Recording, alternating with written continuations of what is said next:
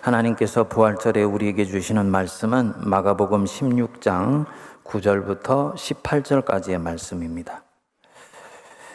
예수께서 안식 후 첫날 이른 아침에 살아나신 후 전에 7 귀신을 쫓아내어 주신 막달라 마리아에게 먼저 보이시니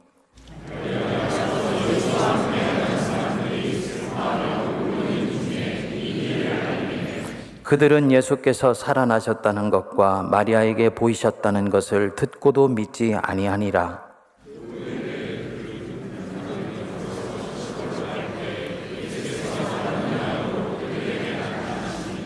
두 사람이 가서 남은 제자들에게 알리었으되 역시 믿지 아니하니라.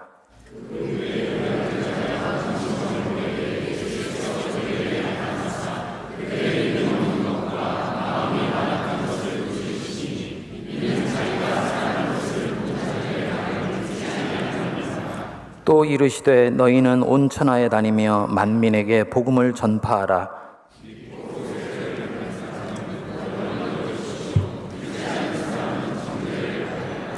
믿는 자들에게는 이런 표적이 따르리니 곧 그들이 내 이름으로 귀신을 쫓아내며 새 방언을 말하며 뱀을 집어올리며 무슨 독을 마실지라도 해를 받지 아니하며 병든 사람에게 손을 얹은즉 나으리라 하시더라. 아멘. 할렐루야. 우리 예수님 부활하셨습니다. 죄와 죽음과 원수의 권세를 깨치시고 우리 예수님 다시 살아나셨습니다. 그래서 우리 성도들이 오늘 이 날이 되면 온 교회는 기뻐하고요. 또 부활하신 예수님이 빛나는 광채로 제자들에게 나타나셨듯이 성도들이 오늘은 그동안 장롱 속에 넣어놨던 하얀 옷 입고 오는 날입니다. 오늘 시커먼 옷 입고 오신 분들은 회개하셔야 돼요. 오늘은 하얀 옷 입고 오는 날이에요. 그리고 우리 교회학교 다니는 학생들은 부활의 상징으로 온갖 종류의 계란을 만들어서 교회 식구들 또 이웃들과 나눕니다. 그런데 가만히 보면 그 뒤에 다른 것이 없어요. 예수 부활하셨다. 너무 감격스럽고 너무 감사해요. 그런데 그게 어쩌다는 것입니까? 예수 부활하셔서 내 인생에 뭐가 달라진 게 있나요? 이미 죄 용서는 십자가로 받았는데 달라진 게 있나요? 오늘은 이 부분에 대해서 좀 말씀을 나누고자 합니다. 오늘날 전 세계 교회 안에서 초대교회에 대한 관심이 증폭하고 있습니다. 이유가 있습니다. 이 초대교회가 가지고 있는 독특한 매력 때문이에요. 많은 사람들이 초대교회를 보면서 질문합니다. 도대체 초대교회는 어떻게 해서 영적으로 세계를 제패하게 되었을까? 어떻게 교회의 삶을 살아냈기에 그 막강한 로마 제국의 견제와 박해를 뚫고 대반전을 이루어내어서 그레코 로만 문명과의 각축에서 승리할 수 있었을까? 그리고 로마 제국 자체를 완전히 매료시킬 수 있었을까? 하는 것입니다. 연구에 의하면 초대교회가 빠른 시일에 놀랍도록 주류 종교로 부상한 원인을 크게 2가지로 듭니다. 첫째로는 다른 종교의 추종을 불허하는 탁월한 영성과 도덕성이에요. 사람들이 가만히 보니까 이 기독교가 가지고 있는 영성과 도덕성이 당시 부패했던 로마 제국을 새롭게 할 수 있는 거의 유일한 탈출구로 보였습니다. 둘째 원인이 조금 묘합니다. 1세기에서 3세기의 지중해 세계는 전염병으로 인해서 사회적 혼란이 극심했습니다. 주후 165년 처음 전염병이 돌았는데 그 후 거의 200년 가까이를 사람들이 이 전염병에 시달렸습니다. 이로 인해서 로마 세계에 있는 주요 도시들은 거의 초토화되다시피 했습니다. 여러분, 전염병이 이게 오늘날 같은 전염병이 아니에요. 오늘날은 의학이 발달하고 온갖 종류의 약이 발달해서 전염병이 나도 어느 정도 사람들의 목숨을 건지고 대부분은 다 사는데, 이 당시에 전염병이 한번 들면 그것은 곧 집단적인 죽음을 가져오는 병이었습니다. 사람들이 얼마나 불안해하고 두려워했겠습니까? 미래가 절망스럽다 못해서 암담하게 느껴졌겠지요. 그런데 이 거대한 세기말적 암흑시대 한복판에서 전혀 흔들리지 않고 의연하게 대처하는 일군의 사람들이 있었던 거예요. 이들은 가족들까지도 포기하고 도망가는 전염병 걸린 사람들을 살펴주고 치료해주고 섬기는 것입니다. 바로 그리스도인들이었습니다. 사람들이 이들이 처신하는 것에 깜짝 놀라는 것을 넘어서 거의 전율하게 됩니다. 끝에 반전이지요. 이들은 자신들과는 전혀 다른 세계관을 가지고 사는 거예요. 이들 안에 뭐가 있었느냐? 내세적 부활신앙입니다. 근데 이 내세적 부활신앙이 우리가 지금 갖고 있는 내세적 부활신앙과는 좀 결을 달리 했습니다. 우리가 가지고 있는 내세적인 부활신앙은 죽어서 벌받지 않고 천국 간다. 그러니 우리는 현실에서 안심하고 살자. 이렇게 생각하는데, 이들이 가지고 있는 내세적인 부활신앙은 이것이 아닙니다. 이 현실이 전부가 아니고 끝이 아니다. 우리는 죽으면 반드시 하나님 앞에 서게 될 것이다. 그러니 이 현실의 어려움과 고통에 함몰되지 말자. 하나님 앞에 발견될 그날을 기억하면서 우리가 그리스도인답게 살자. 이렇게 생각한 거예요. 죽으면 천국 갈 것이니까 두려워하지 말고 이 전염병에 걸린 사람들을 살피고 돌보자. 그러니까 내세적인 부활신앙이 도덕적인 종말론적 삶과 연결이 된 것입니다. 그래서 현실에서 두려워하지 않고 오히려 현실에 고통하는 사람들을 끌어안고 살피는 선한 삶으로 나타나는 것입니다. 고대 전염병인 연구가 칼 하퍼가 이렇게 말을 합니다. 그리스도인들은 전염병까지도 긍정적인 과정으로 보았다. 현세는 본래 덧없는 것이며 더 큰 이야기의 일부라고 보았다. 그리스도인들에게 중요한 것은 삶을, 그 방향을 더 큰 이야기, 더 우주적인 이야기, 영원한 이야기 쪽으로 맞추는 것이었다. 이렇게 그들은 이 세상에 살며 고통을 경험하면서도 더 큰 이야기 속에서 남을 사랑했다. 그러니까 내세에 대한 믿음이 이 현실을 도피하게 하는 것이 아니고 오히려 현실을 변화시키는 동력으로 작용한 것입니다. 초대교회 성도들 안에는 강력한 확신이 있었어요. 내 인생이 끝나는 날 나는 반드시 죽어 천국에 가게 될 것이고 하나님 앞에 서게 될 것이다. 천국 소망의 확신이에요.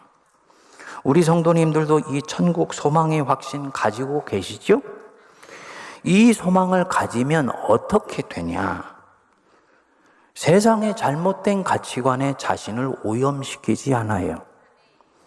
잠시 잘못된 가치관에 발을 들여놨다가도 하나님 앞에 내가 서는 날이 있다는 걸 알기 때문에 화들짝 깨어나게 됩니다.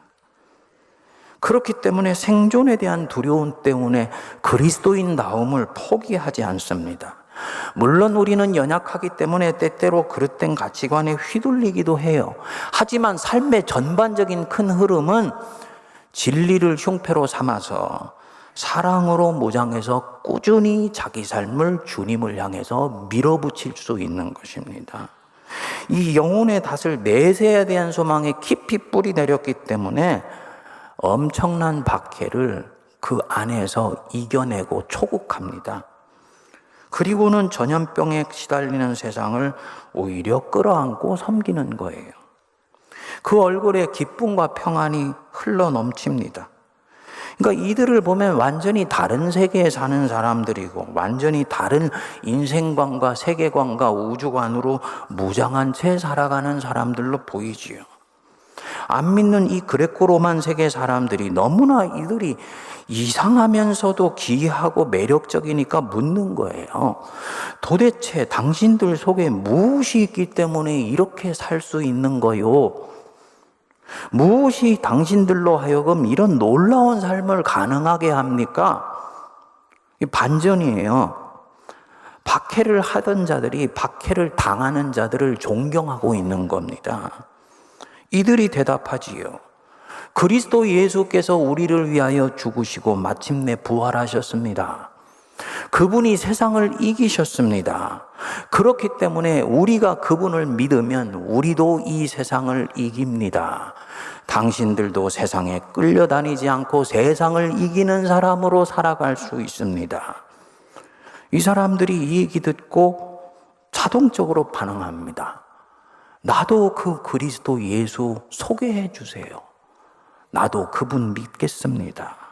이렇게 해서 초대교회 사람들이 이 세상을 내적으로 감동시키고 외적으로는 변화시킨 것입니다. 결국은 예수님 부활 승천하신 지 300년이 채 안 되어서 로마 제국 전체가 그분의 발 아래 스스로 무릎을 꿇게 되는 역사가 나타나요. 이 모든 신앙의 삶 한복판에 부활 신앙이 있어요. 예수께서 부활하셨다. 그가 죄와 죽음과 원수의 권세를 꺾으시고 부활하셨다. 이 단순하고도 명료한 확신이 자리 잡고 있습니다. 예수 부활하셨다는 이 단순하고 담백한 진리가 어떻게 그것을 믿는 사람들을 실제로 믿음으로 살아내게 만들어주는지, 세상을 뒤흔들어서 하나님의 나라가 실제로 이 땅에 오게 하는지를 초대교회 성도들은 보여준 거예요. 성도님들, 이 부활신앙 있으십니까? 진정으로 예수께서 나를 위해 죽으셨다가 3일 만에 부활하신 것 믿으세요?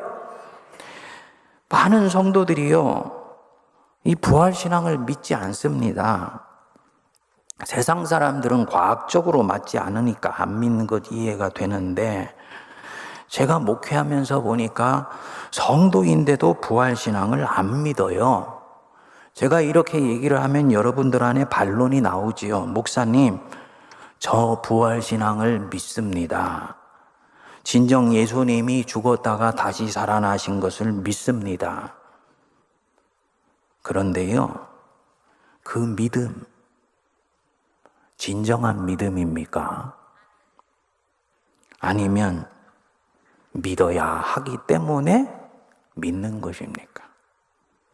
교회가 세례받을 때 믿으라 하니까 믿는다고 그냥 고백하는 것입니까? 오늘 본문에 보면 예수님 제자들도 예수님 부활하실 때 이를 믿지 않았습니다. 10절에 보니까 막달라 마리아가 제자들에게 우리 예수님 부활하셨어요 하고 알렸습니다. 얼핏 생각해보면 이 좋은 소식 얼른 받아들일 것 같은데 그렇지를 않아요. 11절을 보니까 제자들이 듣고도 믿지 않습니다. 왜 안 믿겠습니까? 사람이 죽으면 그것으로 끝이지 다시 살아난다는 것은 상식적으로도 이성적으로도 합리적으로도 맞지 않다고 보는 거예요. 오늘로 치면 과학적으로 있을 수 없다는 거지. 13절에 보니까 우리 예수님이 이제 엠마오로 가는 두 제자 앞에 나타났어요. 그래도 역시 믿지 않습니다. 뭐냐? 안 믿기로 작정한 거예요. 그런 일은 일어날 수 없다고 결정한 것입니다. 14절에 이제는 우리 주님이 11제자들에게 나타났습니다. 우리 같이 한번 읽어보겠습니다. 그 후에 11제자가 음식 먹을 때 예수께서 그들에게 나타나사 그들의 믿음 없는 것과 마음이 완악한 것을 꾸짖으시니 이는 자기가 살아난 것을 본 자들의 말을 믿지 아니함일러라.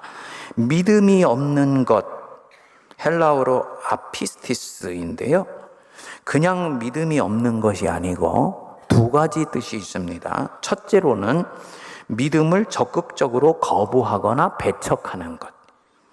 분명히 증거가 있는데도 안 믿기로 작정하거나 안 믿기로 결정해버리는 것입니다. 자기 신념과 가치관과 맞지 않으니까. 그래서 증거가 있고 팩트인데도 안 믿기로 작정해요. 불신자들이 예수 부활을 이렇게 보지요. 우리가 상식적으로 생각하고 합리적으로 판단해 보면 예수 부활은 역사적으로 팩트, 사실일 수밖에 없어요. 예수 부활을 빼고 나면 복음서의 마지막과 사도행전이 연결이 되지 않습니다. 스승인 예수님이 십자가에 못 박히실 때 한 명의 제자는 예수님 팔고 나머지 11명은 스승 버리고 다 도망갔습니다. 이들은 스승이 십자가에 못 박혔다는 것을 간접적으로 소식으로 듣게 됩니다. 그것으로 사실 예수 운동은 끝이에요.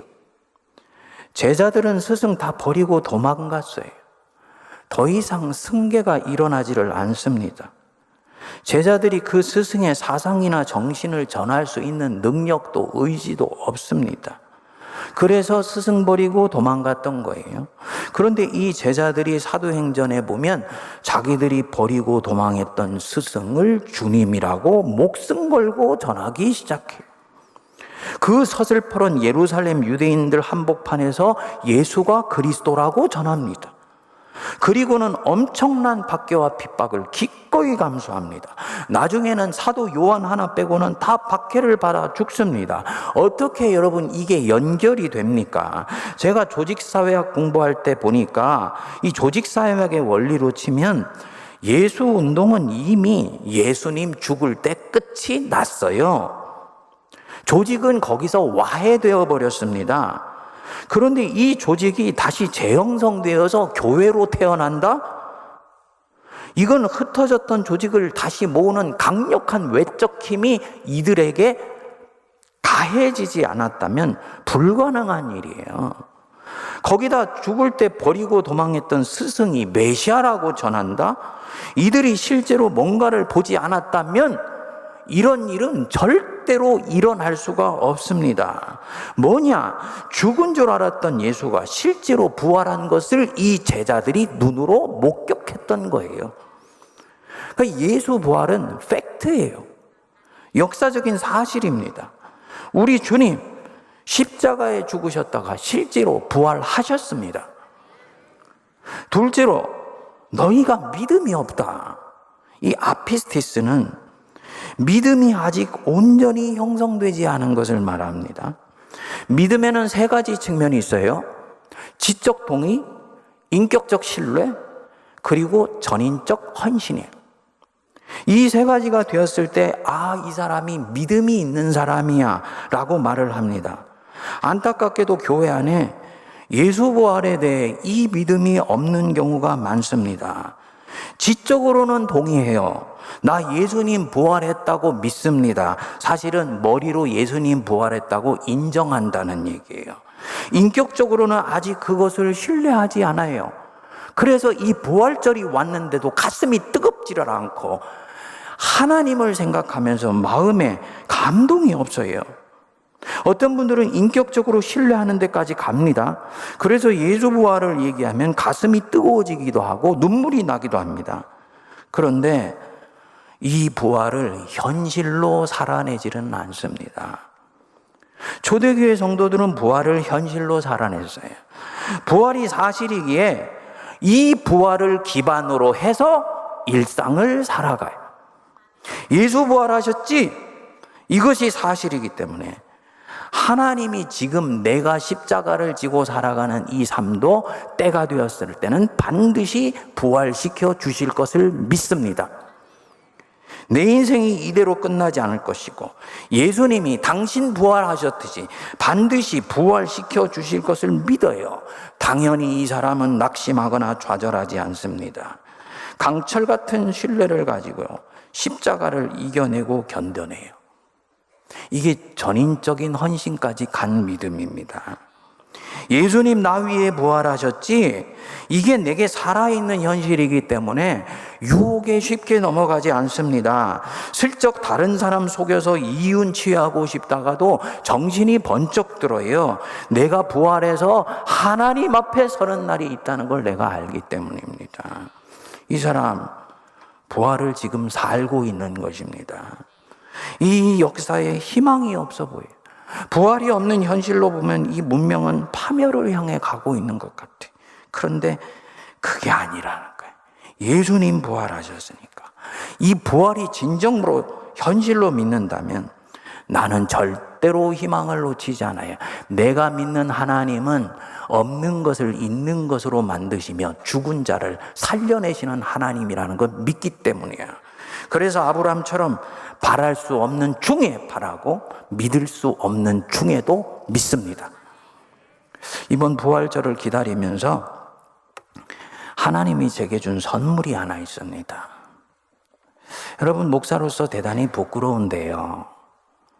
저는 여태까지 어느 순간부터인지 지금 가고 있는 이 역사에 대해서 희망을 갖지를 않았습니다. 이 문명의 미래에 대해서, 우리 대한민국의 앞날에 대해서 희망이 별로 보이지를 않더라고요. 이 문명, 이 물질주의 문명, 이게 결국은 지구의 온난화를 만들어내면서 핵폭탄보다도 무섭다고 얘기를 하잖아요. 그런데 누구도 이 걸음을 멈추려고 하지를 않아요. 20, 30년 전만 하더라도 세계에 있는 지도자들이 모여서 지구의 온난화를 막기 위해서 국리를 하고 아젠다들을 만들었는데 세계 지도자들은 이미 손을 놓은 지 오래됩니다. 코로나가 생태계를 파괴하여서 온 것이라는 건 이제 우리가 다 압니다. 처음 코로나가 왔을 때만 하더라도 이게 과연 지속 가능한 삶의 방식인지에 대해서 서로 질문했는데 코로나 3년이 지나고 엔데믹이 다가오니 우리는 지난 3년에서 아무것도 배운 것이 없어요. 내 후손들이 살아남기 힘든 삶의 방식인데도 탐욕스럽게 계속해 가는 거예요. 교회는 아예 이 물질주의의 탐욕을 제어하려고 하기는커녕 오히려 부채질하는 듯이 보입니다. 여기에 AI가 끼어들어온 거예요. AI가 언젠가는 인간의 통제를 벗어나서 인류를 통제하게 될 수 있다고. AI의 윤리적인 안전장치를 지금이라도 만들지 않으면 안 된다고 저명한 과학자들이 AI 젯팟을 5개월만 사용 중지하자고 제안을 했어요. 근데 듣지 않습니다. 멈추는 순간 경쟁에서 뒤처진다고 보니까. 이건 역시 탐욕이에요. 도대체 이 역사의 끝에 희망이 보이지를 않더라고요. 우리 대한민국을 보면 더 그렇지. 총성만 없을 뿐 우리는 완전히 이념의 전쟁을 치르고 있습니다.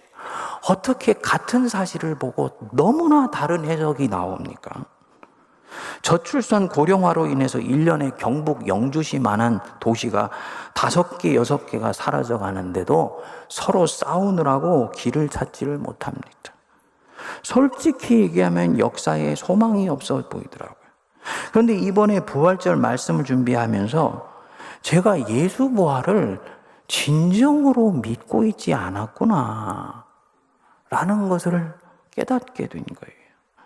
예수 부활을 개인의 차원에서는 믿지요. 그런데 이 예수 부활이라는 것은 한 사람이 인생을 바라보는 것을 뛰어넘어서 세계를 보고 역사를 보고 우주를 바라보는 전혀 새로운 관점과 연결되어 있다는 것을 놓치고 있었던 것입니다. 예수 부활을 믿으면 세상이 다르게 보이고 세상을 다르게 살게 됩니다. 여러분, 예수께서 부활하셨다. 그분이 죄와 사망과 마귀의 권세를 꺾으시고 부활하셨다. 이게 내게 진짜 사실이면요. 부활 전과 부활 후의 세상은 다른 세상이에요. 동의하십니까? 부활 전의 세상, 죄와 마귀와 사망의 힘이 기승을 부렸던 세상에, 그런데 예수께서 이것들에 져서 죽으신 줄 알았는데 부활하셨어요. 예수님이 이기신 거예요. 그래서 이제 이 세상은 더 이상 부활 전의 세상이 아니에요. 새로운 세상이 실제로 시작된 거예요. 사도 바울이 그래서 에베소 교인들에게 기도한다고 여겨요. 하나님께서 너희의 눈을 밝히 뜨게 하사 하나님의 능력의 그 크고 깊고 놀라운 것을 보게 하시기를 원하노라. 그러니까 이 세상은 더 이상 부활 전의 세상이 아니고 하나님의 나라가 실제로 여기 지금 시작된 것입니다. 팀 켈러가 이 부분을 아주 재미있게 표현했더라고요. 미래에 완성될 하나님의 나라가 지금 여기에 발을 들여놓은 것이다. 여러분 믿으십니까? 하나님의 나라가 정말로 지금 여기에 시작된 것을 믿으세요? 그러면 역사가 때로는 거꾸로 가는 것 같고 초대교회 때 전염병 돌듯이 도대체 온 세상이 암흑인 것 같아도 하나님의 나라는 결국 부활을 믿는 사람들을 통해서 이 땅에 전진하는 것입니다. 그런데 하나님이 우리에게 주신 이 은혜를 놓치는 거예요. 희망이 없어 보인다. 초대교회 때도 희망이 없어 보였어요. 중세 때도 그랬어요. 그런데 하나님이 이 암흑을 오히려 반전의 계기로 삼으셔서 역사를 새롭게 하셨습니다. 인류의 미래, 누가 뭐라 그래도 살아계신 하나님 때문에 소망이 있다는 걸 믿을 수 있는 것입니다. 제가 이번에 이 부활절 준비하면서 이게 진짜로 믿어지더라고요. 얼마나 믿음 없는 저를 회개하고 믿음 주신 것에 감사했는지. 그렇게 보니까 목회하면서 하고 싶은 것이 너무너무나 많아졌어. 새롭게 무엇인가가 보이기 시작한 것이죠. 여러분, 우리 하나님은 역사를 반전시키는 하나님입니다. 인생을 반전시키는 분이세요. 어둠 속에서 빛을 만들어내십니다. 역경 속에서 오히려 보석 같은 인생을 빚어내세요. 조개는 모래가 만들어내는 그 아픔 때문에 그것을 뱉어내려고 진액을 뿜어내는데 그것이 나중에 진주가 되지요.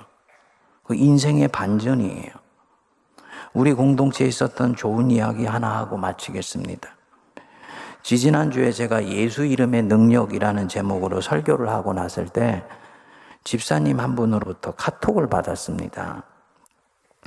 자기 딸이 오랜 시간 동안 우울증으로 고생을 하고 있었는데 그날 설교를 듣고 기적 같은 일이 일어났다는 거예요.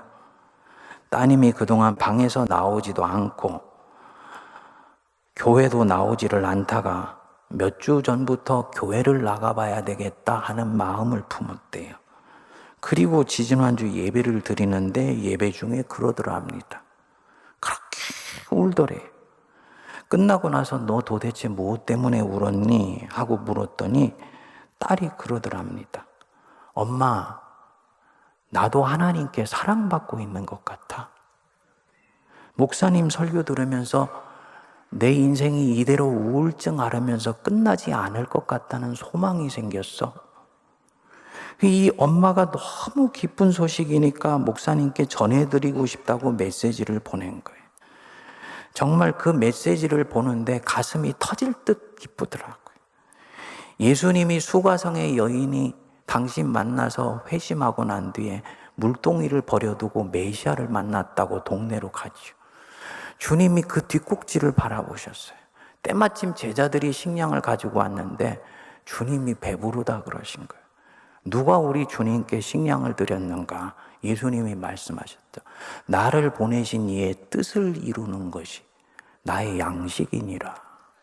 그러니까 하나님의 뜻이 한 사람 인생 안에서 이루어지는 것을 목격할 때 그 안에 엄청난 영적인 포만감이 있는 것입니다. 그 포만감이 뭔지 알겠더라고요. 그 집사님한테 답장을 했습니다. 따님 한번 데리고 기도받으러 오시라고. 결국 목양실에서 만났어요. 참 얘기를 들어보니까 원인을 알 수 없는 우울증을 8년을 앓았더라고요. 더 그러니까 우울증 약을 먹어도 듣지를 않는 거예요. 얘기를 다 들어주고 몇 가지를 짚어주니까 이 자매가 그래요.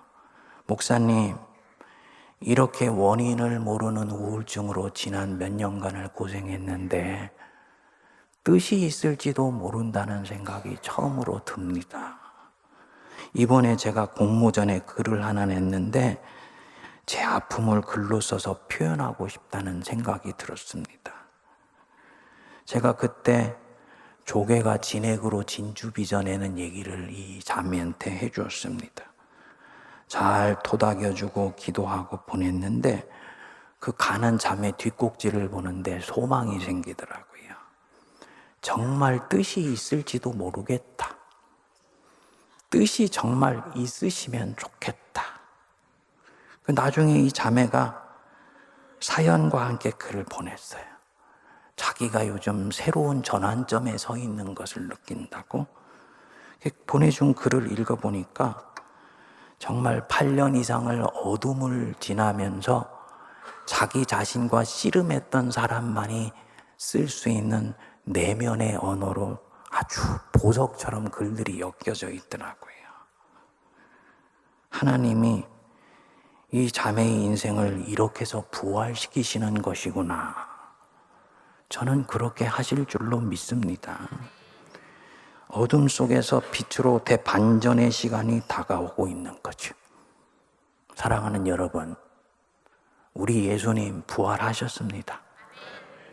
내 인생이 어떤 상황에 처해 있든지, 어떤 아픔을 겪고 있든지, 내가 부활하신 예수님 끝까지 놓치지 않으면 우리 예수님이 당신이 가진 그 부활의 능력을 당신 붙드는 우리에게 쏟아 부어 주실 줄 믿으시기 바랍니다. 예수님이 완전히 부활하시자. 예수님 부활 때문에 제자들의 인생도 완전히 부활했어요. 지난 3년 동안 헛고생하면서 쫓아다닌 줄 알았어요. 예수님이 십자가에 죽으실 때 자신들의 인생도 완전히 땅에 묻혀버렸다고 생각했어요. 그런데 그 예수님이 부활하셨어요. 그 순간 제자들의 죽었던 모든 인생도 전부 다시 살아나는 거예요. 인생의 모든 부질없었던 그 파편들이 씨줄과 날줄로 연결되어서 부활하여서 내게 선연한 영광의 강체로 다시 살아난 것입니다. 초대교회 전염병 오히려 반전의 계기로 삼으셔서 하나님이 교회에 능력 베풀어 주셨죠. 이 하나님의 능력 믿으시기 바랍니다. 제가 말한 그 자매 8년 동안 우울증을 앓으면서 인생을 놓아버리고 싶은 유혹을 얼마나 많이 겪었겠습니까? 그런데 그 길로 가지 않고 견디고 또 견딘 거예요. 어느 날 하나님이 그 마음속에 생각을 불어넣어 주셔서 교회 나가고 싶어 하는 마음이 찾아오게 하시고, 그날 설교를 들을 때 때마침 이 아둔하고 어눌한 설교자의 스쳐 지나가는 단어 하나 속에서 이 자매에게 인생의 소망을 불어넣으신 것이지요. 그리고 하나님이 쓰시려고 이 고통 허락하셨는지 모른다. 인생의 소망을 처음으로 빛으로 보게 된 것입니다. 우리 모두에게도 이런 때 허락하시는 줄 믿습니다. 힘들 때는요, 나를 위해 죽으시고 부활하신 예수님 생각하세요. 왠지 놓아버리고 싶고 괜히 포기해버리고 싶고 무엇인가 철봉에 매달려 있는 내 손을 탁 던져버리고 싶다. 그 원수가 주는 생각이라고 받아들이셔도 됩니다. 그리고 이 원수가 주는 생각과 다른 방향으로 가는 것이 성령이 이끄시는 방향이에요. 그래서 사도 바울이 고린도전서 15장 부활장 마지막 절에서 말씀하지요. 사랑하는 나의 형제들아, 견실하며 흔들리지 말며 주의 일에 더욱 힘쓰는 자들이 되라. 이 얘기를 듣고 있는 사람들은 견실할 수 없고 흔들리고 있으며 주님 손 놓아버리고 싶다라는 것 바울은 알고 있어요. 하지만 예수님이 너희 인생 위해서 승리 이미 주시겠다고 하시지 않았냐. 그러니까 너희는 견실하고 흔들리지 말며 주의 일에 더욱 힘쓰는 자들이 되라. 마지막 말씀이 기가 막히죠? 이는 너희 수고가 주 안에서 헛되지 않은 줄 알미라. 너희 수고 헛되지 않다. 주님이 다 지켜보시고 계시고, 너희들이 부활해서 하나님 앞에 섰을 때 너희들이 했던 모든 수고에 합당하게 하나님이 상 내려주신다. 너희 수고가 헛되지 않은 줄 알미라. 믿으시기 바랍니다. 이때까지 조금만 힘들면 놓아버리려고 하고, 조금만 어려우면 자기 연민에 빠졌던 분들 스스로 한번 생각해 보십시오. 이런 삶으로 내가 30년, 40년 살다가 주님 앞에 가면 내 인생에 대해서 주님께 뭐라고 말씀을 드릴까? 주님 앞에 부끄러운 구원, 벌거벗은 구원 받지 않고 하나님이 내게 수여주시는 생명의 면류관 쓰고 주님 앞에서는 은혜가 임하게 되기를 바랍니다. 견실하며 흔들리지 말고 주의 일에 더욱 힘쓰는 자들 되십시오. 우리 수고가 예수 부활 때문에 절대로 헛되지 않은 줄 믿습니다.